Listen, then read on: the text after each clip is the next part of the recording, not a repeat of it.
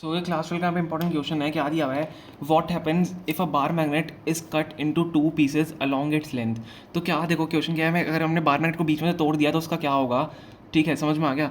देखो मैं आपको सबसे पहले डायग्राम के साथ बताऊंगा, इसको काफ़ी इंपॉर्टेंट है।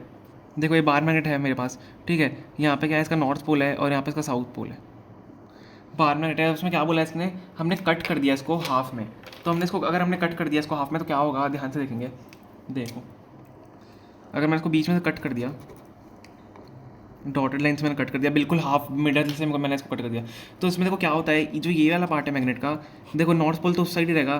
तो यहाँ पे क्या होगा, जैसे अगर मैंने बीच में से काट दिया मैग्नेट को, यहाँ पे तो नॉर्थ पोल रहेगा, लेकिन यहाँ पे क्या होगा, यहाँ पे वापस से साउथ पोल बन जाएगा। समझ रहे हो। और इस तरफ क्या होगा, यहाँ पे साउथ पोल तो रहेगा। ओह सॉरी मैंने गलत, चलो कोई बात नहीं।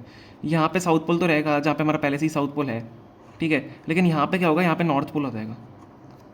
ठीक है, समझ में आया। तो वापस क्या होता है इसमें, आपको अगर मैं लैंग्वेज की पढ़ के बताऊँ, हमें मैग्नेट जो है, we gets magnet each having north and south poles. अब यहाँ पे क्या होता है, देखो मैग्नेट्स हमें काट दिए तो हमें वापस से एक दूसरे मैग्नेट्स मिल जाते हैं। अब अगर मैग्नेट काट दिए तो क्या होता है, देखो इस मैग्नेट की स्ट्रेंथ कितनी थी, समझ लो इस मैग्नेट की स्ट्रेंथ, फॉर एग्जाम्पल इस मैग्नेट की स्ट्रेंथ हम मान लेते हैं 100 थी, ठीक है। मैं एक एग्जांपल ले रहा हूँ, तो इनकी क्या हो जाएगी, इसकी 50 हो जाएगी और इसकी 50 हो जाएगी। मतलब स्ट्रेंथ क्या होगी, स्ट्रेंथ इस वाले मैग्नेट से काफ़ी कम हो जाएगी और जो मैग्नेटिक मूवमेंट होगा वो हाफ हो जाएगा। अब ये हाफ देखो मैंने डायग्राम के हिसाब से नहीं बनाया, लेकिन हाफ मैंने मिड में से काटा है क्योंकि मैंने पर यहाँ छोटा बना दिया था कोई, लेकिन ये हाफ कटे हैं मतलब 50-50 कट गए। तो इसकी मैग्नेटिक स्ट्रेंथ 50 हो जाएगी, इसकी 50 हो जाएगी, लेकिन पूरे वाले की जो थी वो 100 थी। समझ में आ गया। तो इसमें ये डिसएडवांटेज होता है कि मैग्नेट की स्ट्रेंथ जो है कम हो जाती है। तो हम लैंग्वेज कैसे लिखेंगे यहाँ पे ध्यान से देखना। वी गेट, सबसे पहले क्या होगा अगर हमने कट कर दिया, वी गेट मैग्नेट्स, हमें 2 मैग्नेट्स मिलेंगे, ठीक है, each having south and north पोल।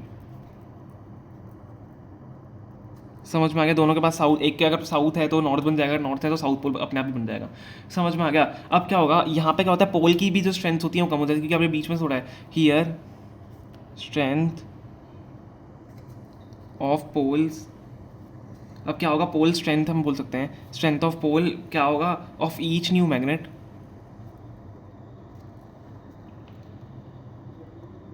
क्या होगी स्ट्रेंथ, बढ़ेगी घटेगी, ईच न्यू मैग्नेट क्या होगी, उसकी हाफ हो जाएगी,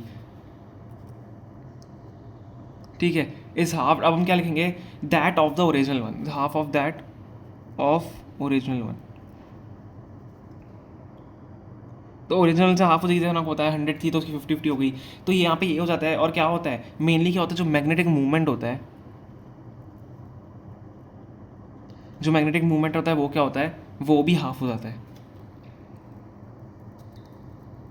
समझ में आया। और क्या होता है, जो मैग्नेटिक फील्ड स्ट्रेंथ होती है वो कम हो जाती है। तो हम एक पॉइंट और लिख देते हैं, मैग्नेटिक फील्ड स्ट्रेंथ